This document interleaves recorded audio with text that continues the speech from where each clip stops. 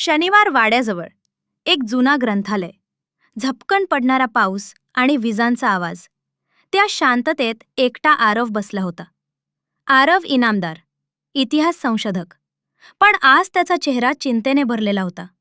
त्याच्या हातात एक 1936 सालची फाईल होती, त्याच्या आईची, जी गेल्या 3 महिन्यांपासून गायब होती. डॉक्टर सुरेखा इनामदार, संस्कृत व तांत्रिक ग्रंथांची अभ्यासक. फाईलच्या शेवटी एक पिवळसर पान होतं. त्यावर लिहिलं होतं, निळावंती. या ग्रंथाचा शेवटचा पत्ता, सिंधू नदीच्या खोऱ्यातील एक हरवलेलं गाव, भैरवनगर. हे काय आहे? आरवनं पानाच्या मागे पाहिलं.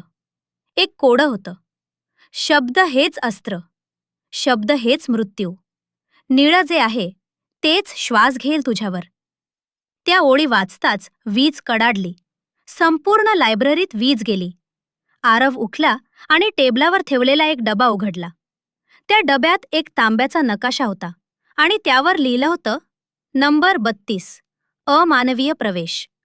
दुसऱ्या दिवशी सकाळी आरवनं आपल्या बालमैत्रिणीला फोन केला, अनया, जी एक संस्कृत लिपी भाषातज्ञ होती.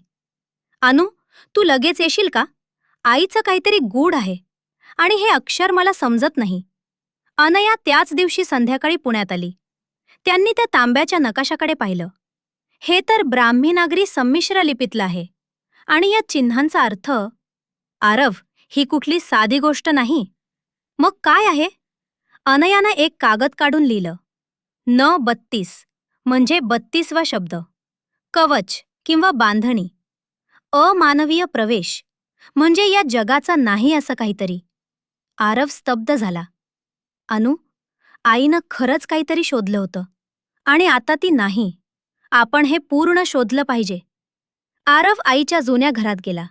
शनिवार वाड्याजवळचं एक कोसळलेलं वाड्यासारखं घर. तळघरात एक छोटं कोपऱ्यातलं कागदपत्रांचं बंडल त्याला सापडलं. त्या बंडलात होती एक छायाचित्र. छायाचित्रात एक साधू, त्याच्या मागे एक प्राचीन ग्रंथ आणि त्याच्या कपाळावर एक तेजस्वी निळसर वलय. त्यावर पाठीमागे लिहिलं होतं, महंत राघोबानाथ, शेवटचा वाचक निळावंतीचा. तेवढ्यात तळघरात एक थंडीचा झटका आला आणि आरवला कुणीतरी कानाजवळ कुजबुजल्याचा भास झाला. तो ग्रंथ वाचू नकोस, नाहीतर तूही त्यातच अडकशील. आरवनं वळून पाहिलं, पण मागे कोणीच नव्हतं.